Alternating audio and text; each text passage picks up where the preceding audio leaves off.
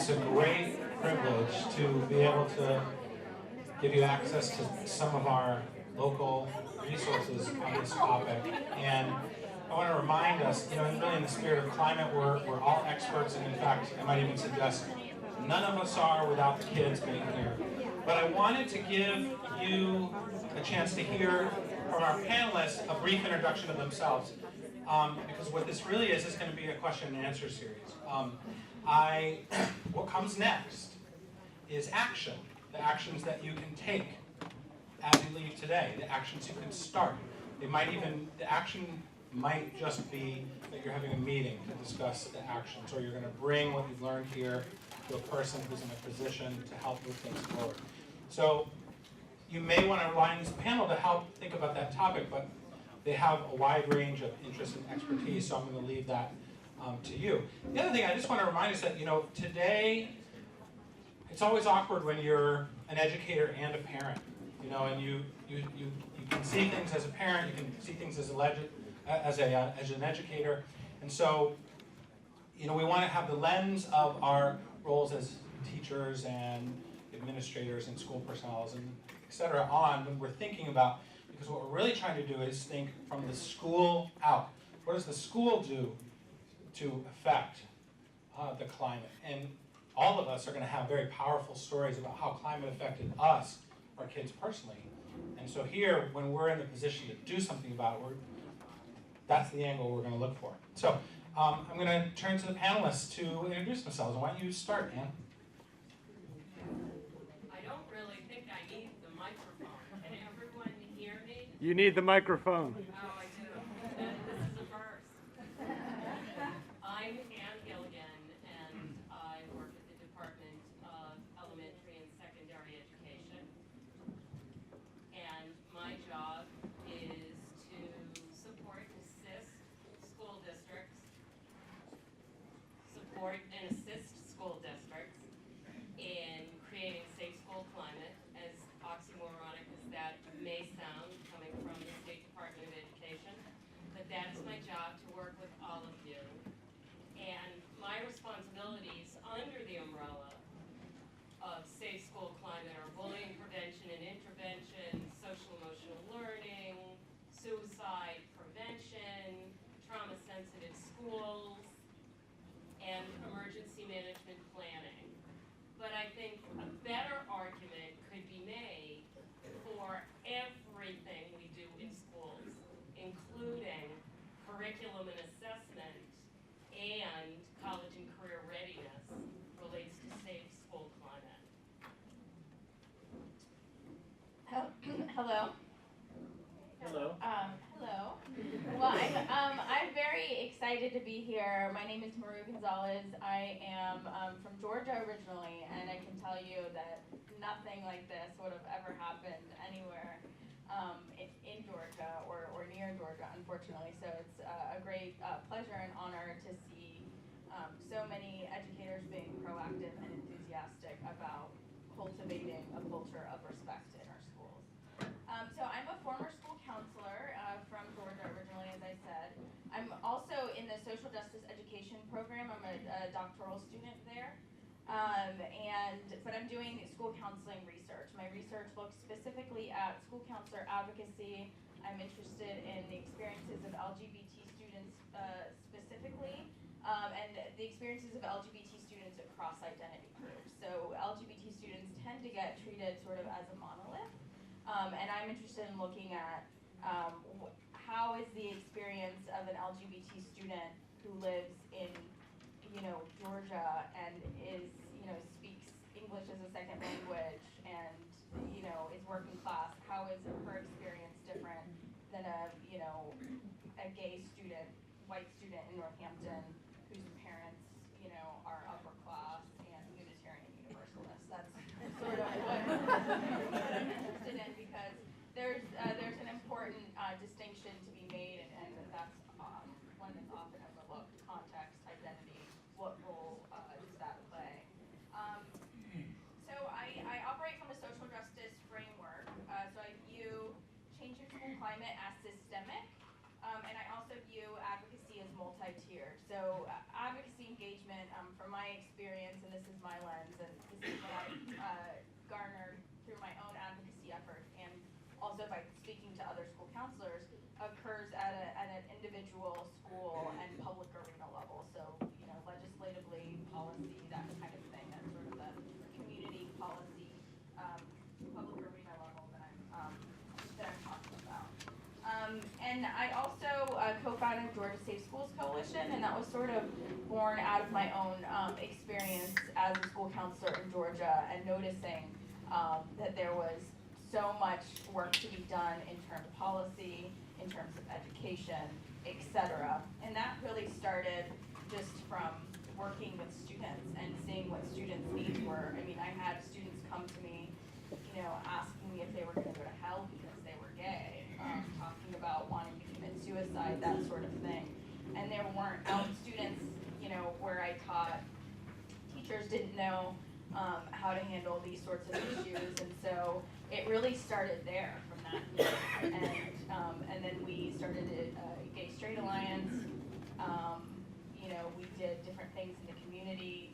We changed the policy in our former school district to include protection for LGBT students. And I do want to say I live in New Cambridge. I lived in New Cambridge's former school district, so this was definitely a tall hill to climb.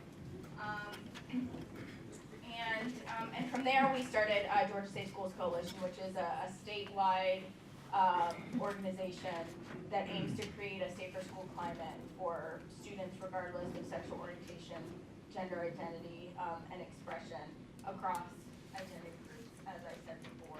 And I just want to end on by just underscoring the importance of something Chris said earlier about youth empowerment. Because really the work I do is about creating a space where students can empower themselves.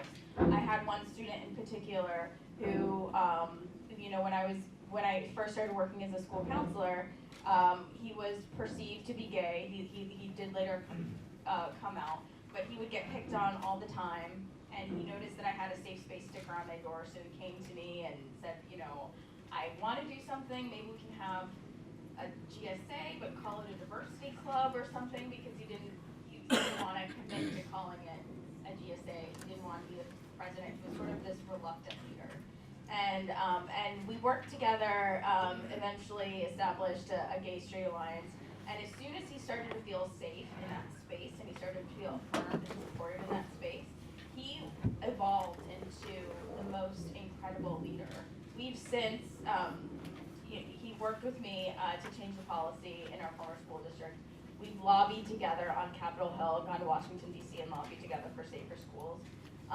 He was awarded the National Student Advocate of the Year Award, and was flown to Los Angeles and had to give a speech at the Respect Awards. I mean, he's done incredible work, and he's now, he's been on television and all of this amazing stuff. I mean, amazing stuff. And it all started because he needed a space where he felt safe and affirmed so that he could empower himself and do those great things. So I cannot, emphasize enough the importance of a safe and affirming school climate. So thank you again, and I apologize for being so verbose.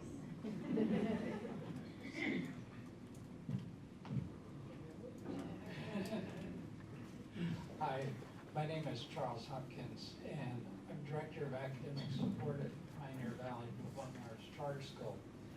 I find the metaphors that we use in education to be really interesting. I've been in education for 44 years, so I've had the opportunity to see kids all the way from preschool into adulthood. And a few years ago, I had the shock of finding out one of my former students is a grandparent. So I've had a lot of experience, and I look at climate in the world, and climate in the world is driven by two great forces of wind and water. Climate in schools is driven by two great forces of affection and direction. And when you look at schools, you look at particularly elementary children, you see the force of affection used quite often by teachers. As kids get older, we have a tendency to become more and more directive, such that by the time kids get to high school, oftentimes their education consists mostly of direction. And what I would like to see come out of a conference such as this is more conversation about how we can bring balance into school, how we can return to this notion of two great forces of affection and direction and how they can manifest. Tomorrow, I've got lunch duty. I'm going to be outside, and I'm going to stand a little closer, and I'm going to listen to the conversations a little bit more carefully. And one of the things I'm going to be looking for is that affection, and not just direction. Thanks. Hi, I'm Gina Kahn, and I am from the Hamden-Wilbraham Regional Schools. I am the director of the Safe Schools Healthy Students Initiative, and I am really pleased to be here because I think in many ways the things that we're talking about today are things that the SPIFFy Coalition and this particular region have really been the trailblazers in so much of what we all as districts try to model and emulate. And so it truly is an honor to be here. I believe that SPIFFy itself perhaps started with a Safe Schools Healthy. It was one of the first Safe Schools Healthy Students grants way back maybe about 15 years ago. And so for me to be able to be here representing that particular source of resources is truly an honor. I have many, many reasons, probably similar to yours, for getting up in the morning and doing the work that I do. I echo Ann's sentiment that school climate is about everything that, and should be about everything that, that guides our practice all day. And that the academic agenda really needs to be every bit as balanced by that social, emotional, and behavioral agenda. And I also know how hard that is. I think the reason I was asked to participate on this panel today is, however, because we cannot do it alone, and it is not free. And so as you think about your questions today, certainly questions regarding resources. Where do we find the resources to do this work? We have been so fortunate in Hamden-Wilbraham since our initial school safety grant, ERCM grant in 2004. I think we are now up to about $6 million over these past few years in grant resources, and it has helped. It is not the answer. In fact, it's not the answer at all. It is a tool to help you get to the answer. Maru said safer schools, and I guess this is how I would conclude my introduction. There is no destination to safer schools. It is an ongoing process. There's not a terminal point where we get there. So to do that work effectively, we need every person in this room, and we need resources as well, and I look forward to sharing some of those experiences with you and your questions. Thank you very much. Gina has the Hamden-Wilbraham checkbook with her if you need any money for any of the programs that you're starting today. So you've heard from our panelists. I'm not going to kind of characterize them into different categories. You can do that. We'd love to hear some of the questions you have. It can be anything. We are thinking about actions, but it can be also in part seeking their reflections on things you've already heard today from others. So you have 7 seconds to start before I... Yeah, do you want to just introduce yourself? Do you want the mic? Yes. You don't have to. Hi, I'm Elizabeth Bell Perkins. I've been a teacher in the middle school. Currently, I'm on the other side. I'm a parent. I'm also part of the PAC Council for SPED students.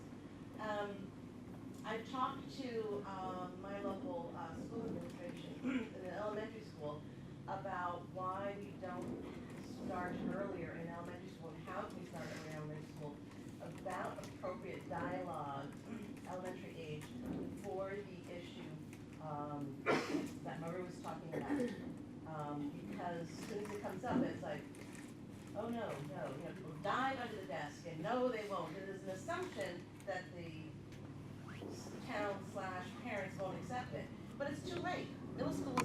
going to try to convince a 13-year-old male that it's not okay to say you're so gay? It's too late. You gotta start in elementary school. How do we do that? Thank you very much.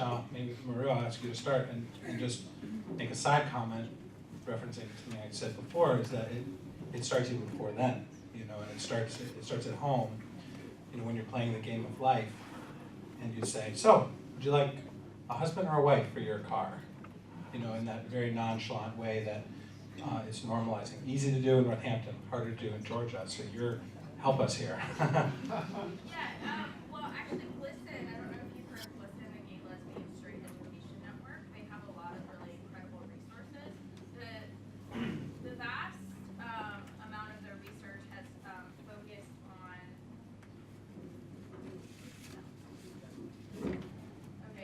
is focused on middle and high school, but they do have a study. No, I know, but they do have a study on third through sixth grade that they just came out with a couple years ago. And essentially, what they recommend in working with younger grades is really making it about family diversity.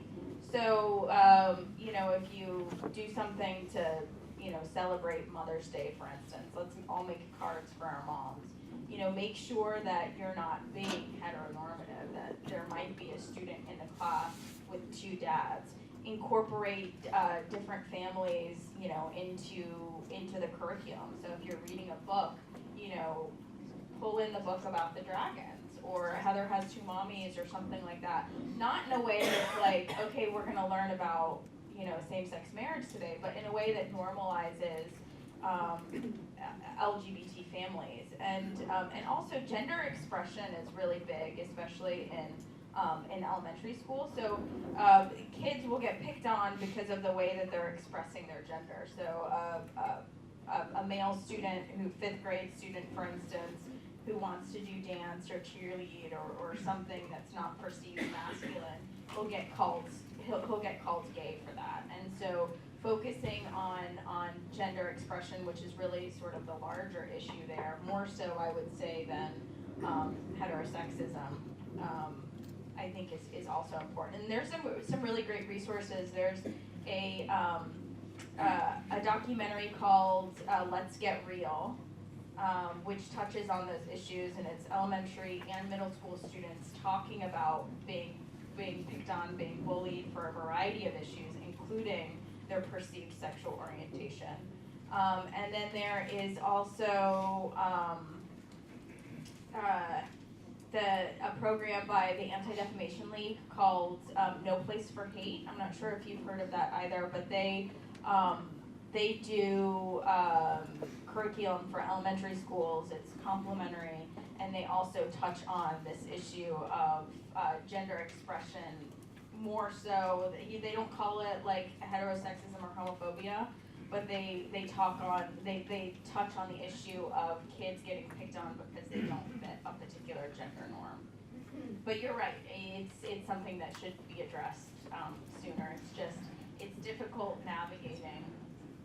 Well, it may be worth thinking, you know, if you're in a district or a school where you're uncertain about how to approach that issue, it's important to note you might be making assumptions about how parents would respond to a particular educational perspective you may take, and you may be wrong. You may be right, you may be wrong, you may be partially wrong, and indeed the issue of sexuality, sexual orientation in elementary school students, one of the questions is, well, when is it developmentally appropriate to talk about sex at all? So I love your notion on there are many ways to be a family, you know, as a developmentally appropriate communication that doesn't have to involve a talk about sex, which is at least a place where some people may get hung up, but not knowing where people get hung up. Maybe the problem. Ann, did you want to jump in? There are ways that you can do it without introducing the topic of sex and sexual orientation and still be inclusive, and I think that has to be part of professional development, programming, and same-sex, and across the LGBT spectrum, in educating educators how to use more inclusive language. When parents call me on a daily basis about bullying, I I never make an assumption about whether or not they parent with someone else. So I no longer say, how does your partner feel about this situation? Or do you have a partner to talk to? I ask them if they parent by themselves or they have someone to parent with, and talk about being very inclusive. So there should be, as Maru said, very inclusive language, starting very early on in kindergarten, that you talk about moms and dads and families, but not a mom and a dad. You talk about families, you talk, sometimes you don't even have to say moms and dads. There are lots of children across the Commonwealth who are being raised by grandparents or by other adults in their lives who children are lucky enough to have. So you can also just talk about your family, what your family's like, and you don't even need to use the word parenting. But it really depends on the makeup of your community, and it really has to start early on. In kindergarten, it's very, very simple. And I'll add this anecdote because I absolutely love it. I was hearing a state rep in the eastern part of the state speak, and he was telling a story about driving his young son home from hockey practice, and Patrick needed a ride too, and Patrick was a friend on the hockey team, so they dropped him off, and his son turned to his father and said, the politician, and said, you know, Dad, Patrick has 2 moms. And the representative, he was all getting ready to give the big speech about, well, you know, and then his son turned to him and said, can you imagine how many rules they have in that house? And that's exactly what it's all about. Creating structure, so when children say things, you may have to ask more questions. You may have to ask lots and lots of questions. It's also very difficult for administrators to handle these issues. They're really difficult. So administrators need to know that they have parent support. And if you're ever trying to figure out how to communicate what your school's attitudes and norms are about things like these, and you find that you're having to do so with someone you imagine might be not supportive of that viewpoint or against that viewpoint, you know, one thing that I find is to try to take it out of the personal into the professional and say, you know, part of my job as a principal is to make sure that every kid in our school is safe.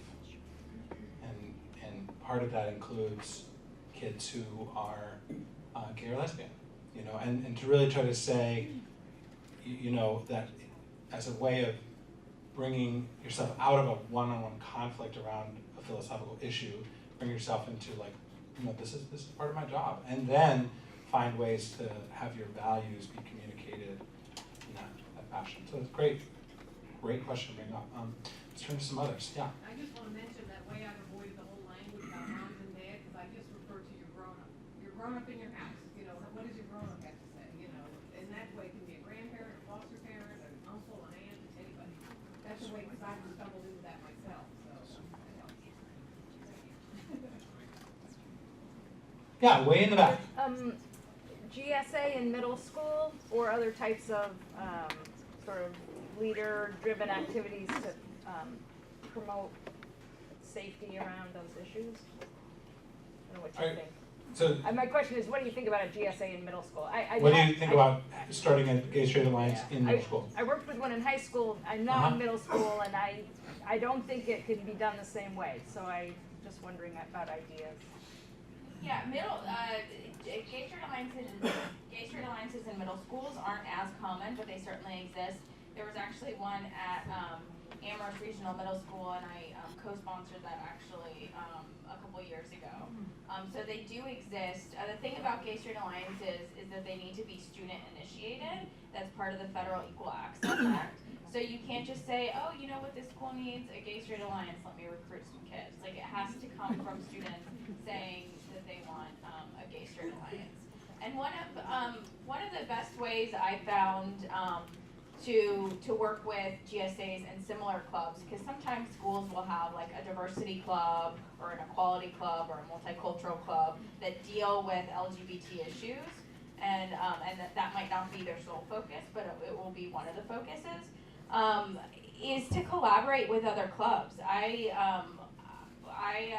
sponsored a GSA at a high school in Georgia, and we worked with Peer Helpers Club, we worked with Multicultural Club, we worked with all of these different clubs, and that those sorts of coalitions brought the issues that were important to our club to the forefront, and it made other people who otherwise wouldn't have wanted to work with GSA because it's a Gay Straight Alliance club, work with us. And so there's different things that you can do to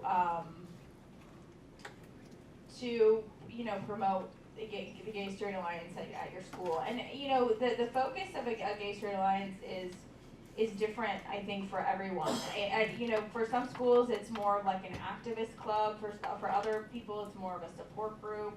And I think it just you have to sort of figure out what your students' needs are. At a middle school, it might be, just somewhere to hang out and find support. So I think it just depends. But there are really great resources online. There's a GLSEN again, the Gay, Lesbian, Straight Education Network, GLSEN, has a jump start to a GSA. So like if you want to start a GSA, they've got tons of activities, icebreakers, different things that you can do. And then there's another organization called GSA Network, and they have a lot of really great resources as well. Great, thank you. Other questions?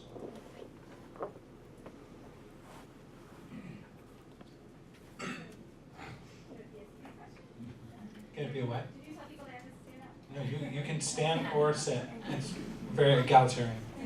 I wonder, I think sometimes things that are perceived as bullying acts are about trying to make people fit a norm for socially acceptable situation. But I think sometimes what we see as bullying incidents or correction incidents are kids trying to communicate to each other about behaviors that don't find it comfortable or acceptable to them, such as say somebody, a group of kids maybe at a school are marginalizing someone because they really don't like how this person's behaving. And they don't have the tools to be able to address the behavior they don't like, so they're going to say some other things to them, or they're going to just say, get away from us, or so that what you see is a group of people bullying, but there's more to it. There's something about a communication breakdown that's happening with it. They don't have the tools for The it. social skill breakdown. Yeah. And I saw once briefly this little ad for something to strengthen targets. Kids that are often targets. How do you give them skills to prevent them from being targets? And I didn't write it down, and I don't realize, and it was really about that communication to be able to say, well, what is it that I'm doing you don't like? Yeah. Is there something I How can you foster that? Well, and I wonder if Charles, would you, since you have lunchroom duty tomorrow, maybe you could talk about that. One of the things that I look at in our school is how communication is going on, and what do we hear, and how do we respond to it. So today, at lunchtime here, everybody went downstairs, and afterwards they got their food and they went out to various spots. One of the things that's been a very great advantage, I didn't think it would be, one of the great advantages at GBPA is we have no lunchroom. So kids basically can circulate throughout the building or go outside. And at the same time, while the kids are having lunch, and our lunch is a fairly leisurely 45 minutes, at the same time kids are having lunch, faculty are oftentimes in their rooms, and kids can drop in with faculty or with guidance. And it's amazing the stories that we hear when kids just drop by. It starts to give us real insight. One of my teachers recently started going for walks with the kids when the weather was nice. And she said, after you walk a little ways, the kids start telling you all sorts of things that are going on in school. And it really becomes a very effective means for the adults to listen in on what are the issues that are happening with the kids. And it becomes an opportunity to teach. It's what many teachers refer to as the teachable moment. actually talk about what is it that we can do and how can we help. And it's been effective. Does it work all the time? No. The other thing that I would suggest is that the great power of schools and of faculties only exist when people are talking to one another. And my experience as a special educator was one in which, for the first several years that I taught, I always had to share a room with another teacher. I had the opportunity to share my room with some rather good teachers.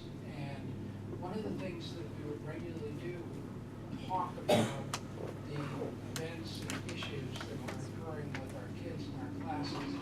I found it immensely valuable because when you think about it, as a profession, teaching really isn't prescriptive. It's not like when you go to the doctor, if the doctor has a particular set routine that he or she goes through in treating an illness.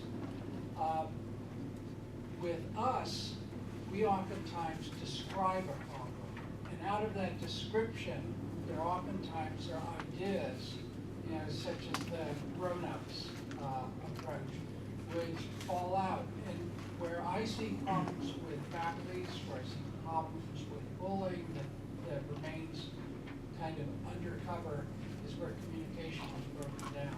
So I really feel as though one of the things that we have to look at, have to kind of watch in our particular school, in our particular community is, how's that communication going on between kid and adult, between kid and kid? And I was serious when I said, lunch duty, one of the things that I try and do is stand close enough that I can actually hear what kids are saying. And if I hear something or see something that's inappropriate, I'll go over to a kid and I'll say, I know you're a really nice kid, but what you're doing, what you're saying doesn't sound good. Can I help you with that? And it really becomes kind of an opportunity for me to talk with them about what's going on. So what I'm going to suggest is that as you go back, you think in terms of how are you going to communicate with your fellow faculty? Because there's a tremendous amount of wisdom in the school faculty if you can tap into it. Gina, I saw you wanted to jump in. I would. I definitely agree, and communication is at the heart of it. You are probably familiar with some organizational frameworks, but we heard this morning, I think both Chris and Rachel talked about how these things really, we should not assume that kids know how to problem solve around these issues. And so one of the things that we have tried in Hampden-Wilbraham, and probably some of you have tried this locally as well, is to select the organizational framework for how we are going to handle those types of issues. And what we've chosen is the Responsive Classroom Developmental Designs framework. And those of you that are familiar with it know that this means the surface attribute of each is kind of this morning meeting. For developmental designs at the middle school, it's called CPR. But one of the things that I find really impressive about the RCDD approach is that it would take the scenario of what would you do if someone asked you to play but you didn't really want to play with that person and you maybe didn't really like that person, like how are we going to handle that? We have some rules in our classroom, we all know what those rules are. How are we going to handle these certain specific examples of situations that might be a little hard for us? And how are we going to do it in a way that's consistent with our rules? And then to practice it with kids and model those appropriate behaviors and talk about what will happen if that doesn't happen, what might some of those consequences be. And then, check in periodically, monitoring whether or not you're seeing progress. So I think this brings in the kid empowerment that we've heard so many times this morning as well, to make it clear, to make it transparent to kids what our goals are, to make them part of the solution, to help them self-monitor those behaviors. And I don't think there's an ideal solution here, but I really think having the organizational framework for how we're going to find our solutions can go a long way towards fill in the blank, whatever that particular concern might be. Thank you very much. You know, I've often been in situations as an individual psychologist being asked by an individual child for help around a particular problem. And you know that psychologists respond to all specific questions with the counter question of, what do you think? But I will say that it's not entirely just a dodging of an opportunity to give advice, because obviously there's sometimes where advice can really be beneficial. But I just remind us again that the solution of empowerment really implies that the individuals have the capability to solve the problems themselves. They need some tools, they need some help, they might need some extra information. And some of the kids that I've talked to have given me the most profound ideas about how to deal with the thorniest questions that I've ever heard and that I remember from my childhood. And you know, the what do you do when someone does this? Asking a room full of kids in that kind of a classroom model is helpful. And so one thing I can suggest is that whenever you come across a very, very concrete problem that you have no idea what the answer to is, the place you can go with that is, what's the process we're going to use to figure out the answer? Go there, find out what does it involve reading, does it involve gathering some data, does it involve a focus group, does it involve consulting with your peers, and step back and then step forward again. So, thank you. Yeah?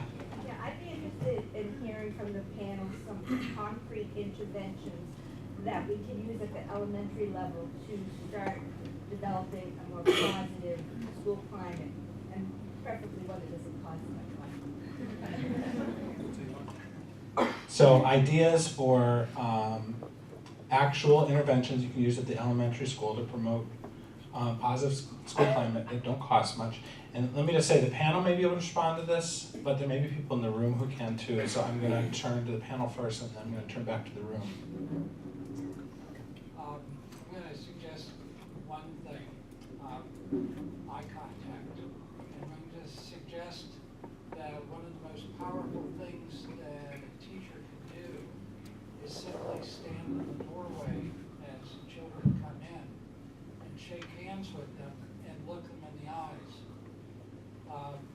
One of the things that I found when I was actually involved with younger children and they would come into my office, children as young as age 3, if you extend your hand, they will respond by extending their hand, and they will engage in greetings. So I would say to you, the very first thing that you want to do to start to change climate in the school with young children is start to establish this notion of respect. And the way we do it in our culture is we look the other person in the eye, we extend our hand, we shake hands, we greet them, and through that, we establish this very foundation of respect. The other aspect of this is listening to what the other person is saying, and that's communicated by our eyes.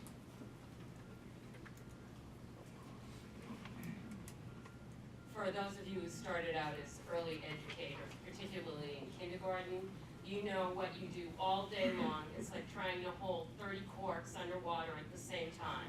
Constantly social skills, social skills, social skills. And what's the foundation and the methodology that happens in kindergarten, where children, while they're still doing parallel play, and a lot of them haven't developed into being able to work with more than one person at the same time, that needs to be built upon developmentally. So that by the time the kids get to 5th grade, they know that their social status is not threatened, because they always know that during reading, we read in dyads and triads, and then we move on to working with someone else, and we move on to working with someone else. That's the universal design for learning. That's teaching all kids of all academic levels and all kids with all different types of challenges. If you're using multiple modalities during the day, and it's truly a student-focused classroom where the kids are constantly changing who they're working with and the activities that they're doing, that by the time they get to middle school, they'll know, well, annoying Ann, everybody has to work with annoying Ann by the first 3 weeks of school, so I'll get it out of the way early, and she'll be somebody else's problem tomorrow, and no one will think we're best friends. Because the whole purpose of safe school climate is support the capacity for everyone to learn in a comfortable climate. It is not to make everybody each other's best friend. If that were true, then we deploy it in every workplace in America. I'm going to jump in with something very concrete, both of a flashback to what I've talked about already and a flash forward to what I'm going to talk about towards the end. And that is, think about what a survey is, or think about what a test is. You know, you measure knowledge, or you measure opinion, right? And usually when we talk about gathering data, you imagine measuring one of those two things and then using that data to move forward. What I'm proposing to you today is that you look for opportunities where the gathering of data is the intervention, okay? And informs what comes next. So imagine going to an elementary school classroom and saying, we're giving you a survey, fill this out and give it back. Versus going to an elementary school classroom and saying, we want to make our school a better place. We're going to design a survey. What kind of questions do you think should be on our survey? What are the things you want to know about your school? You know, you ask kindergartners, what are the rules? They'll tell you what the rules are. You can rewrite them, they can rewrite them. What do they think the rules should be? So design the survey with them. If you're going to be using a survey of some sort, and by the way, survey is just one example, focus group's another example. You know, there's lots of different games you can play and things like that. Where the actual process of gathering data, which you need desperately, is the intervention. Kids say, wow, these adults want to do something about our school. They have a chance to participate, they have a chance to lead. When we go into schools and we do surveys, what happens explicitly is this. We start by training high school kids how to administer the survey, how to analyze the data, how to present the data to the faculty, and then we take those same students and they do the training for middle school and elementary school. And so what happens is the intervention starts from the very beginning. The intervention is we are empowered, we're excited, they're asking us, I'm part of this project. You take something seriously if you're a kid. And it's the horse, leading a horse to water, but not making it drink. We use the kids for that. And the kids will stand up in front of their classrooms and say, we're trying to make our school a better place. We want you to help. We need you to help and take this seriously. And then what happens is you have jobs for people. And when people have jobs, you know, everyone's happy. This is the whole election. Give people jobs, gather the data, help them understand it. And then when you have problems, ask them what I'm asking you. What is the first step we can take? And they say, talk to the principal. And I say, no, go ask for an appointment from the secretary. You know, you often teach them about how they access power in their school, how they can get past the things, the various hurdles that are in place. And if you're a faculty advisor, you say, no, actually, why don't we go to the principal together? So I just want to kind of emphasize that I really want to encourage you to get data to drive your interventions that you may purchase or get for free off the shelf or something like that, hopefully. But I want to say that you could start now just by embracing this empowerment model. Sue. I'm thinking back to this morning when you talked, I think it was Tennessee, you shared the data where you had the students' responses and the teachers' responses. And we're thinking of surveying teachers along with students. We haven't done that before on our school climate data. And I'm wondering, did you just survey classroom teachers for that? Did you include other staff, and did you have them differentiate on the survey who they represented? You want to survey everyone, even the bus drivers, everyone, Okay, you know, because you want that included. But then you have decisions that you have to make about how you'll group the data, because classroom teachers, their attitudes may be different than administrators and support personnel. So, Do you have samples that we could see? yeah, let me talk about that in a little bit. Okay. Yeah. So other questions for the panel? Hey, Chris, can I jump in on Yeah, sure. concrete? So a couple of things that come to mind, and you also mentioned maybe some other people do have some examples of some concrete things that have worked. But one of the things, and it goes back to an RCDD concept, but it does have to do with teacher language, and we just got through a developmental designs training, I know that's middle school, but the whole idea of getting people to self-monitor sarcasm and the way that we speak to the students. So again, it's one thing. There's a lot of one things when it comes to school climate, and I'm not sure that it is any one thing at all.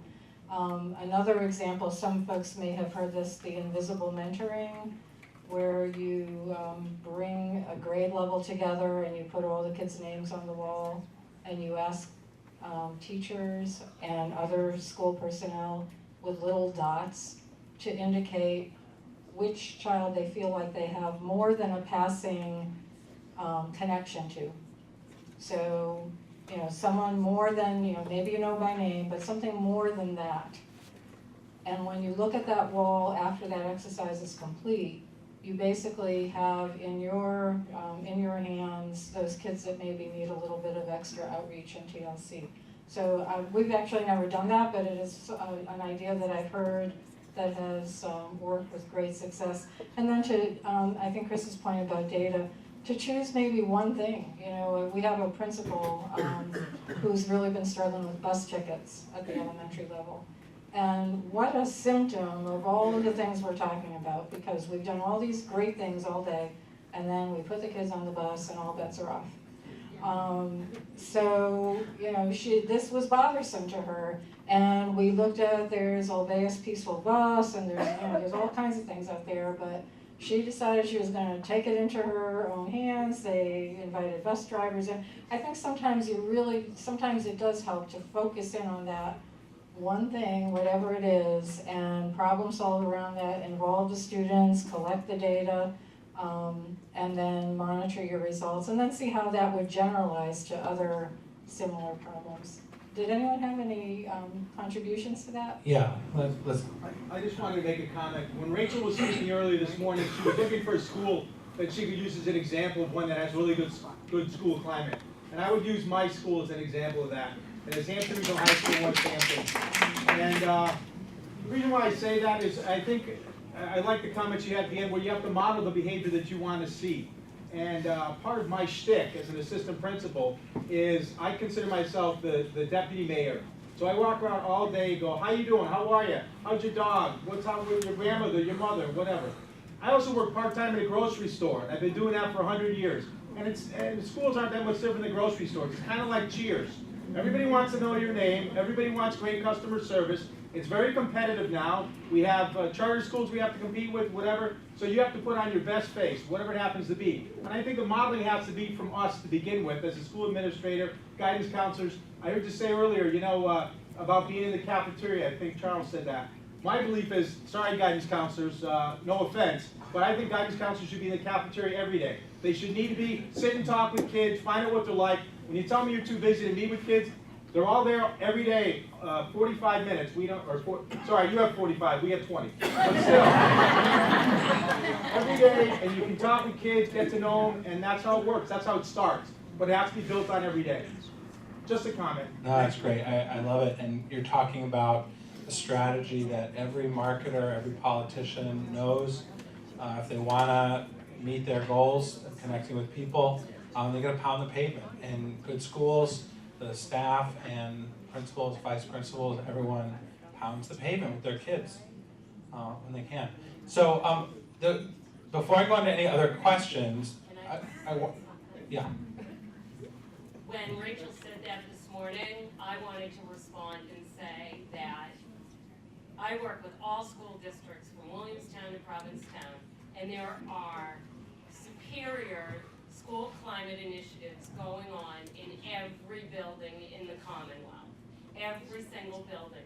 Some of them are contained to just a classroom, or just 2 teachers, or maybe a grade level, or maybe a very small school, or it might be a very large school.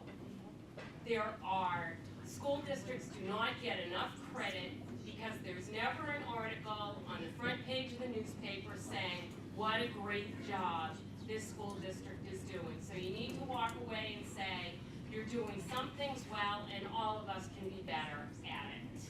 So you need to pat yourselves on the back.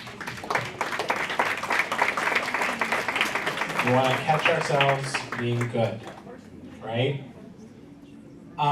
Before I jump on to other questions, I just wanted to give, there was a specific question about specific programs from elementary school. Did anyone in the audience have a specific one to recommend without going into too much detail so we can have other questions? Yeah? We use Peace Builders. Peace Builders. Peacebuilders.com. Yeah. It's not cheap, you have to purchase it, but Okay. it's a great social skills program. Great. A social skills program, peacebuilders.com. Thank you. Yeah. Something that, so this is a little bit embarrassing in a way because you're in front of a big group of people, but something that we do, that I work with is cause mediation, and we do training active bystanders. And it's all about actually, the first steps are about recognizing harm Yeah. when it happens, and also about talking to the kids, asking the students Yeah. in elementary levels all the way middle school up to the high school level. What are the harm doing situations that you guys are encountering? So you're working based, it's a student-led kind of curriculum, so it's based Yeah. off of what they're actually experiencing. Beautiful. And I think that it also leads into talking to them about the consequences. Something that Ms. Gilligan was speaking about was that we don't want everyone to be best friends, we just want people to be nice to each other, get along. But part of what this is also about is about creating cultural change. And so when we talk about consequences to harm doing in all of its various forms, whether it's heterosexism, whether it's taunting, whether it's gossiping, it really allows the kids to recognize that harm doing is a consequence to all of us. Not only the target and the harm doer, but also to the bystanders. It creates a kind of culture and a kind of climate that's not suitable for learning. And so in that way, what I, in finishing my comment, in that way, it does kind of create a situation where people really do want to be annoying and friends because they recognize that harm doing affects them in a negative way too. When you see groups of people being discriminated against in a public way, the little tiny ways in which you are different, even if they're not a major category of human diversity, are suddenly things you want to hide. So you're right, there's a consequence to seeing a community accept that kind of exclusive behavior. Right. So let's jump into other questions. Karen. I just recently did a webinar on bullying prevention. That was the best one I've seen, and it was somebody from University of Illinois, Dorothy something, blanking on her name, Champaign-Urbana, working with the Castle Institute out there, so the Center for, I think it's Center for Castle, yeah. Collaborative or Center for Academic and Social Emotional Learning. Yeah. They're really fabulous, and she was done meta-analysis on bullying prevention curriculum, and it's sad to say that it's not being very effective quite yet, and it seems like it was like the lack of training for teachers implementing the curriculum. But what was exciting was that GSAs are showing tremendous results for changing bullying in schools. So it's really nice to hear the GSA work that's being done. And I'm a GSA advisor. Yeah. And we just started one in our middle school too, so I'm happy to direct people to ask questions. And they were saying that the bullying, when they ask girls and boys about bullying, boys are bullying more than girls, I got this right, but when you ask about homophobia and like homophobic slurs, they don't identify that as bullying. And they're responding at higher rates, that they'll say words. Now this was national stat data, maybe not as much in Massachusetts or Western Massachusetts, but in general, they were saying that schools who have that support non-conforming gender, and you don't have the traditional roles of masculine and feminine, have to adhere to them, have the least amount of bullying. So I just want to encourage people that that's a great way to focus your energies and figure out how to do that at elementary levels, and it seems like really effective. And my question was to Anne about the state level around this stuff of creating that space for schools to prioritize this and putting this on the agenda at the state level, and trauma sensitive and GSA, and like creating professional development for teachers and MTELs, and I know the behavioral health framework was coming out at the same time as the bullying prevention and sort of got overlooked. And I imagine when I talk to educators, they don't even know about the behavioral framework that was coming out through the state. So I was wondering the status of that, and if it's going to happen, and what that looks Sorry, anyone else? Kara's question.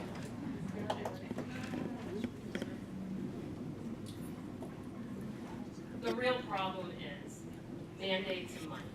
If something's mandated and there are no funds, it's incredibly difficult to do well. I don't care how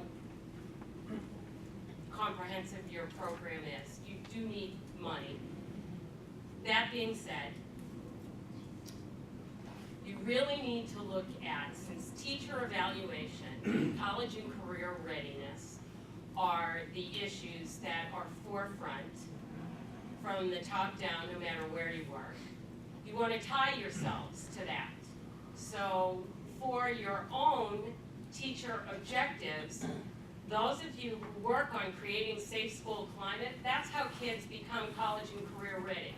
No one is going to get a job, even in their own family business, if they don't have the ability to collaborate with others. So anytime you are teaching skills, and they're called non-academic skills, which I could argue with, the social skills, school climate,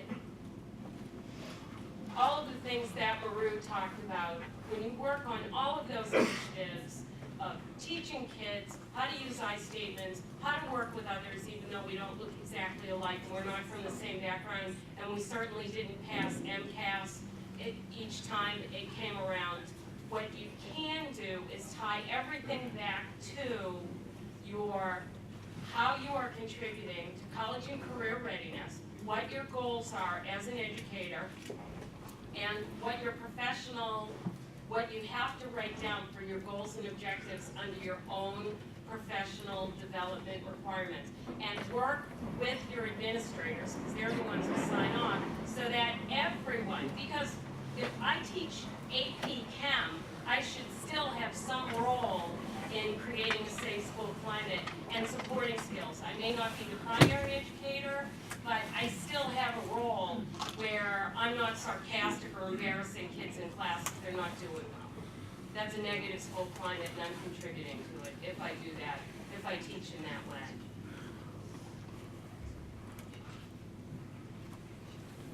Should we go on to the next question? Okay, are there other questions out there? Yeah, and by the way, just so you know, the end of what we're doing today is flexible enough. You don't have to cut yourselves off because you know that we're quote unquote over time on the panel. I wanted to let the panel be here as long as we felt they needed them to be. So it's actually, I just wanted to tack on to what Anne said before about that there are superior school climate initiatives in every school. I just wanted to share from our, we survey kids in 9 school districts, and we've been tracking commitment to school, this risk factor, low commitment to school for 9 years. And we've seen it go down, down, down, and now down. And it's just, I just think that's something that everyone should know about, that, and that's the risk factor, low commitment to school. So we want to see it going down, and it really has plummeted in Franklin County and the North Quadrant in the last 3 years. And that, I think, has a lot to do with, I mean, that has everything to do with that, what everyone in this room is working on.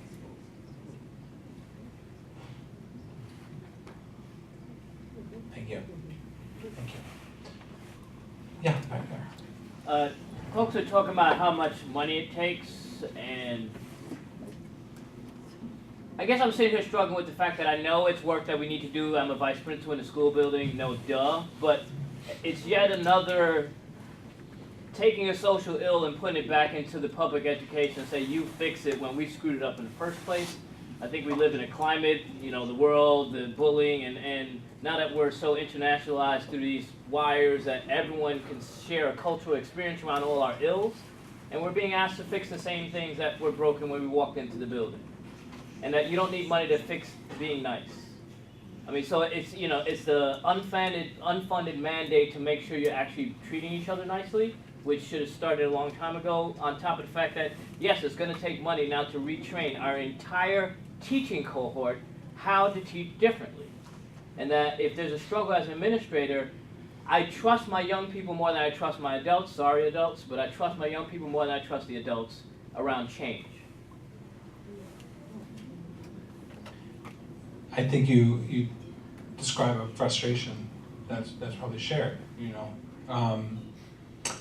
And I'm wondering, this may not capture your question, so tell me if it doesn't, but it kind of dovetails with a question I had for Gina, and that is, you know, if you haven't written grants before, if your school hasn't gotten grants before, maybe less clear about what is really the first thing you do. You know, is it about the idea first and then finding the money? Is it about finding the money and then shaping the idea?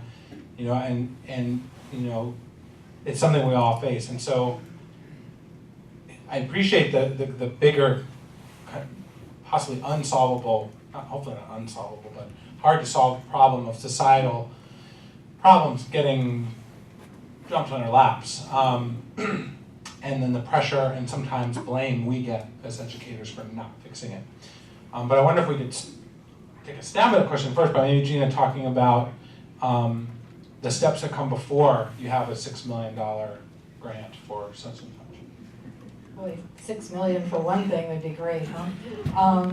You know, I don't, grants aren't really the answer, and I think we're talking a little bit about two different things, because grants typically aren't going to help us with some of these unfunded mandate sorts of things. They will help us facilitate some of our strategies, but I don't know that particular frustration is ever going to go away.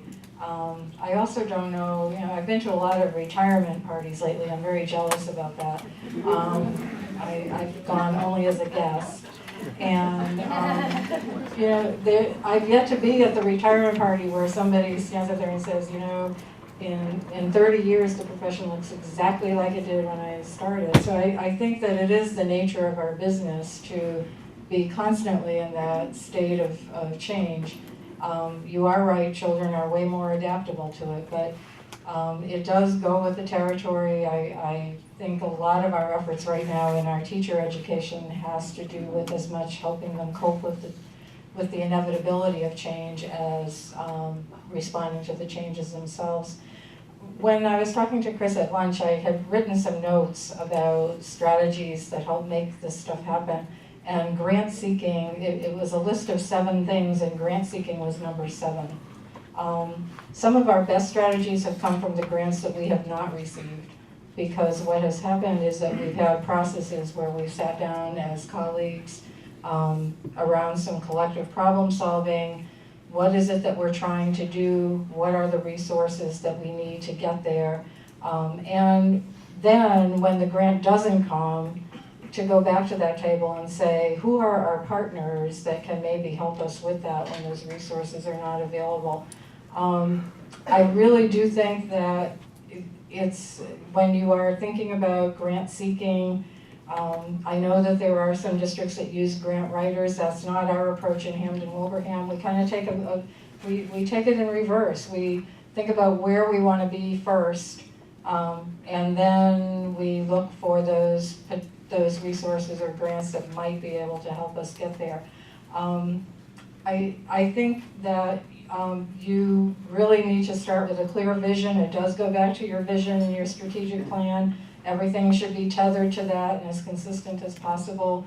The data piece of it is so important. You have to really have the data to understand why something is a problem. When we get our first elementary counseling grant, our principals had been telling me for years that we needed more counselors in our schools. We need more counselors.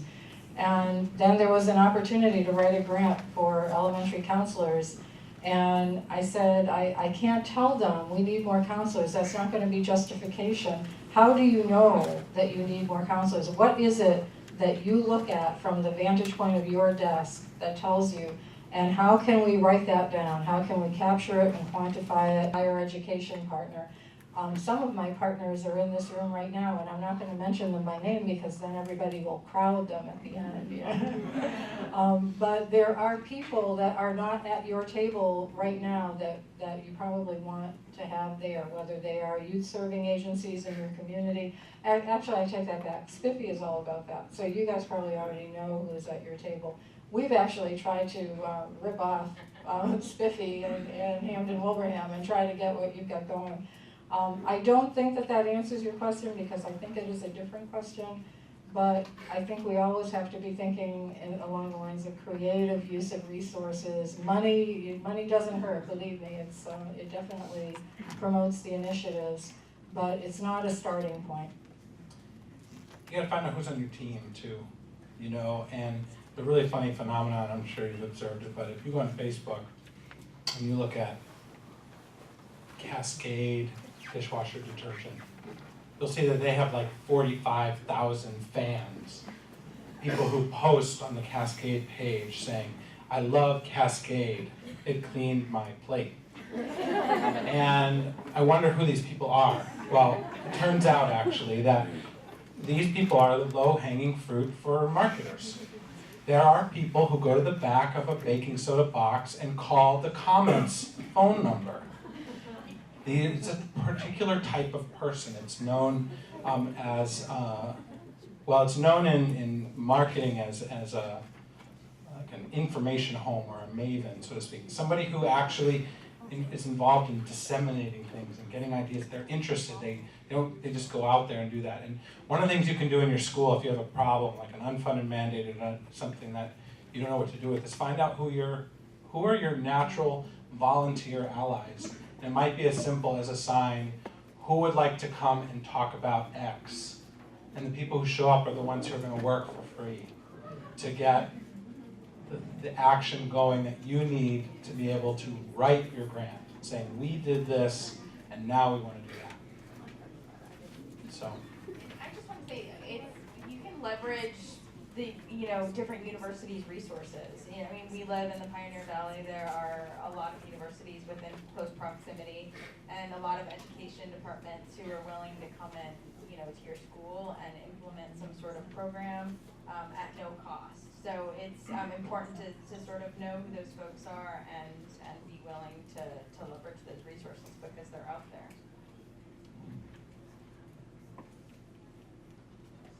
there are definitely a few professors who leave campus occasionally. Other questions that you'd like to put to the panel? Yeah. This kind of ties into for me. We talk about relationships. Well, in the first place, our kids learn about relationships are in their home lives and their family lives. Do you have ideas about how to address that? I mean, kids come to us with a certain set of skills or lack of skills already, and they get reinforced at home. So, any ideas about how to address those things? Family life, parenting. So parent outreach, I think it has to be part of the process.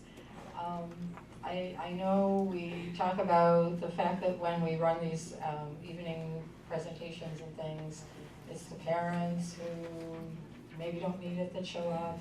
How many times have we had that conversation the next day? I think that to borrow something that Chris just said about the people who like Cascade on Facebook, I think we also have to be realistic about who our parents are today and what the realities of their lives are. And we may not be reaching out to parents quite in the way that they are available to hear that message right now. One small thing that we've done whenever we have, sometimes we don't even have the parent workshop. Sometimes we just bring the expert into the superintendent's office. We invite the local public access camera to come in, and they have a dialogue. And then we let that go on the air. I'm shocked at how many people watch our local public access, because when I'm in the big Y, they will tell me that I was on TV. And I think that is a no-cost strategy. The problem with that is we love our numbers, we love to know how many parents showed up. We can't really count our impact when we've done those kinds of things. We can only count how many times something was broadcast, what our estimated audience might be.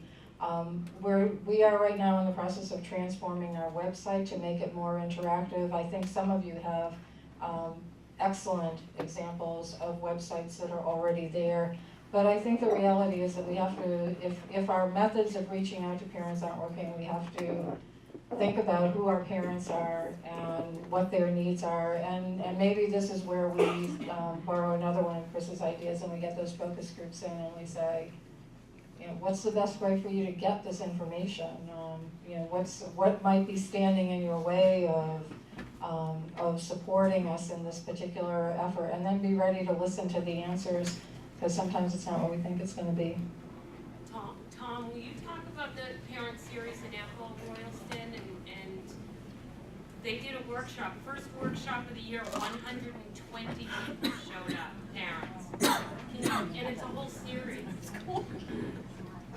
I guess for us, the key in terms of doing it, we believe that you need to have three things usually when you do parent workshops. One is you need to have food. Two, you need to have childcare. And three, you need to have transportation. In this case, we didn't need it, but we had the first two. And then you need to have a topic that's of interest to them and good qualified speakers. And by doing that and the other thing is getting the word out. I mean, all goes through marketing and doing it. And by doing that, we got people out. We had our second one last night in terms of substance abuse and trends. And we had less than that. We probably had about 70 people there. And we have a third one, which is going to be the Northwestern Attorney's Office coming out in January. That's great. Heather? Well, just a couple of things are coming to my mind, and one is there's it's a national program called Safe Schools, or Safe Homes. I'm sorry, and it's for drug and alcohol prevention. But I think the concept of providing parents with each other's contact information as a way for parents to network and hear and feel like they can approach other parents, whether it's about alcohol and drugs or any social issue that's going on in the school, can be really, really useful. And I think we do that in elementary schools, but then we stop as kids move on to middle school and high school. And also just another sort of thought about parents is, that Spiffy has been doing for years now, this parent social norms campaigns, and they're not cheap because you don't have the captive audience that you do at a school with the students. You now have to, mail to parents and try to gather email lists, or, and then your social norms campaign is going to be through billboards and postcards home and stuff like that. But it's a way to sort of think about parents in terms of like, well, what is the norm among the parents, and how can we shift those, or how can we celebrate the positive work that parents are doing but don't feel supported because they don't know that other parents are also trying to do the same thing. Great, thank you very much. Okay, maybe we'll do one more comment or question and then jump into our action step part. Yeah. Well, just one more thought along the lines of how to get people involved, whether it's getting students involved or getting parents involved or getting teachers involved, is offering people the opportunity to make a difference themselves so that they're enfranchised, so that they feel like as a parent they're going to go out and they're going to somehow make a difference by being there. It's a real struggle for people to get out of their houses, I think. So whether it's students speaking up in the classroom or teachers teachers letting you know what they're already doing and figuring out what they can offer, or parents coming out and somehow building something into what they're doing so they feel like they're contributing by being there. Yeah. I think people really respond to the opportunity to contribute and to offer what they have rather than coming and kind of being taken care of or being told something. So That's I just right. would add that. Getting people involved, empowering them, helping them feel like they're part of the solution. I was profusely thanking somebody who helped push me out of a snowdrift many years ago, and kind of looked at me and said, I'm at my best when I'm helping people. So that, and I said, yeah, I guess that's right. I had that natural human guilt. The person had to stop and help push me out, and it was such a lovely way of turning that and recognizing that. Gina. Chris, I have one more idea about parents that is part of the Safe Schools, Healthy Students framework of 5 elements. Element 5 is early childhood social emotional development. I think we all have this experience where in the younger ages, parents are very much present. And we don't have to chase them to be involved for younger children. And then all of a sudden something shifts but we haven't quite been engaged in that process of trying to figure out how to bring parents in, and then we have this disconnect. I think starting this really early, and sometimes even predicting with parents, you know, you gotta realize that come 4th, 5th grade, you know, you may be starting to feel, or 6th, 7th grade, you may be starting to feel like you're backing away a little bit, and that's the worst time to do that. I think to start to upload those messages with parents of younger children does pay off over time, and we do work with the Community Partnership for Children, Pathways for Parents. I think those are agencies that exist in clusters of communities across the state. I would really recommend, if you haven't already, to make sure that they're part of your plan. Well, I'm going to ask the panel to stay up here in case more questions come as we talk about action, but I would like to take a moment to thank them for their support.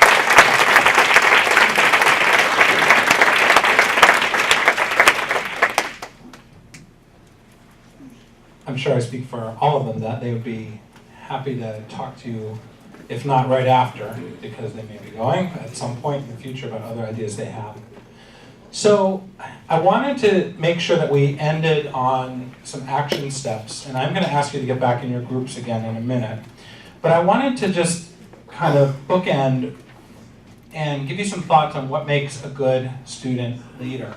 A lot of times I go into schools and they say, oh, we already have a leadership group. And I say, oh, great, well, let me meet them. And then it is the students who already in other settings self-identified as being interested and invested or popular or such and so forth. And so what we want, actually, though, is a very diverse group. And one of the things that we assume is that people in disadvantaged groups have just as much diversity in terms of people who are more active, people who are less passive, people who like being in front and being leaders, people who are doers. And the problem is when you're in a disadvantaged group is you don't get that kind of exposure. So what we really want to look for is to mix up groups that do have formal leaders. You want to have student government and club leaders, sports captains and such, but you don't want them to be all of them. And you also don't want this group to be full of volunteers. You don't want to have just volunteers, because that again will reflect the norms of the school and the climate of the school, and that's what you're trying to change. So there is some kind of work you have to do. One concept I know of is opinion leaders, and this is a hard one to come up with. You may have the ability to figure out who these people are, you may have to ask others, but the question is, you know, when so-and-so talks, people listen. Who is that person? Who are the people that can turn a room negative or positive? An opinion leader is somebody who, when people listen to what they say, they tend to go along. And it's not necessarily, I'm talking about a politician or even a bully. It's not necessarily an intimidating or a charismatic persona. It's just someone that people tend to listen to. And we want to try to find these opinion leaders, and we also, frankly, want to have some of the negative opinion leaders, because if we can turn them to our side through engagement, then we're going to have an even more powerful process. Certainly, one of the things we want to accomplish is having lots of diversity. I talk about every table in the lunchroom as like my first stab at diversity, because I want to make sure that I include not just the typical types of diversity. You know, I want there to be people of different ethnicities and races and religious backgrounds, but I also want people who juggle, and people who like to read, people who are quiet, people who are loud. And you really need a faculty sponsor and an administrative contact. You need a faculty member who can be the voice of the group, and you need an administrative contact who will be willing to listen. This is important if you're going to be able to do these things. And I will just say that, you know, this is just one area, but when we involve students as partners, it's a catalyst for the effectiveness of the intervention. On one level, it seems like it's obvious, but on another level, it's nice to know that it's true, because we all know that sometimes you ask students for suggestions and find them to be inane and disruptive. And so the question is, overall, at the aggregate level, when we involve students, does it work? It does. And it all comes back to trying to avoid predictable failure, of doing everything that you may do, but not shifting power relations. And this is a principle that works at every level of the shifting of power relations. So, what I'd like you to do, and I see one of my blank forms, I can borrow this for a minute, is return to the groups you're with. If your person has left, then find another person. But hopefully your person or group is still here. And do the second half of this sheet. And what I want to focus on now is returning to the problem that you identified previously. And start by writing down the things you already do. Honor yourself for the things that you already do to support that problem or issue. Okay? And then think about actions you could take. And think about empowerment, or think about some of the ideas that have come up from our leaders here. And if you can't think of an idea, think about the next step. And think about whether it's possible to tweak power relations as you take that step. And how would you do it? It could be as simple as inviting the bus drivers to be part of the meeting about the bus problem. If that wasn't something you were already going to do, that would be an example of tweaking the power dynamic. And what I'd like you to do is take a few moments, and at the end of this period of time, we're going to do just what we did before, ask for some feedback about what happened, and then I'm going to share a few more things, and it'll be time for closing remarks. Okay? So jump back into groups, and the sheets are still on the tables or in your packets, hopefully, and the panelists are going to kind of fan out. If you want one of the panelists to join your table, just flag them down. Otherwise, they're going to go back to their regular groups.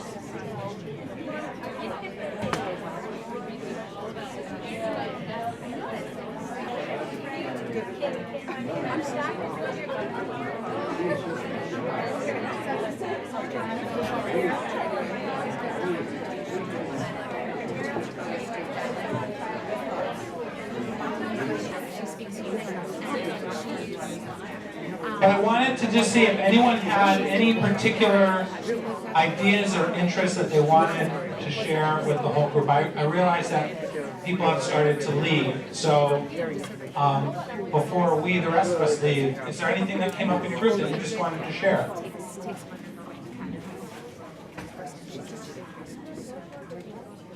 We're not going to share, we're keeping it. No one shared. Okay. Well, it's okay. I know you want to get out of here, and I know that taking care of your needs is important, right? We all know that. So let me tell you one last thing. Actually, give you a resource, and I'll have it up here if you want to take it. I have for you today what's called the Safe Measures Climate Triage Survey. It's a survey that you can use as a triage. It's very short. It's yours to use. I recommend putting it in whatever format makes sense for your school, whether that's SurveyMonkey or pen and paper.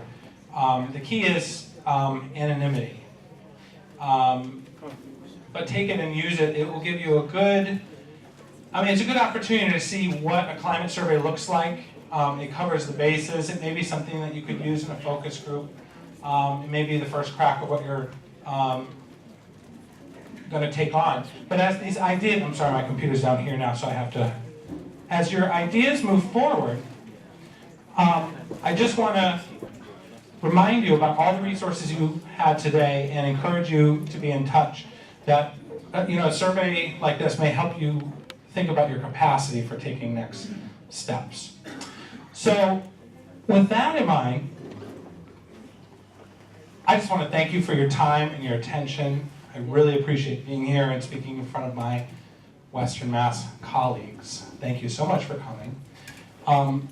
I will have these surveys for you after. And now I'd just like to introduce Assistant District Attorney Janice Healy to offer closing remarks before we go.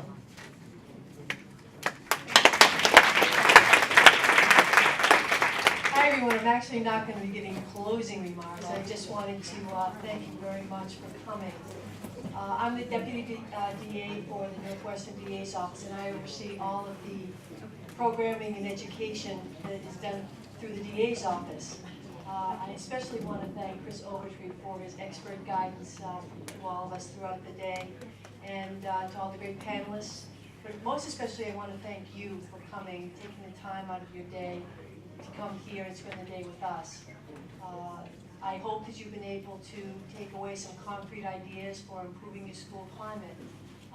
And to help us improve delivery of programming for you, we really appreciate you could fill out these evaluation forms that are on your table or in your packet.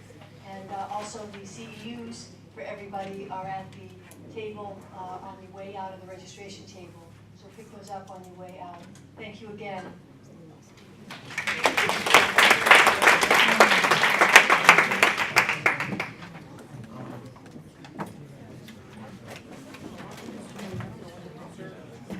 The surveys I mentioned, I'm just going to put outside so you can grab them on your way out too. And if you have questions about it or other things like that, just give me a call.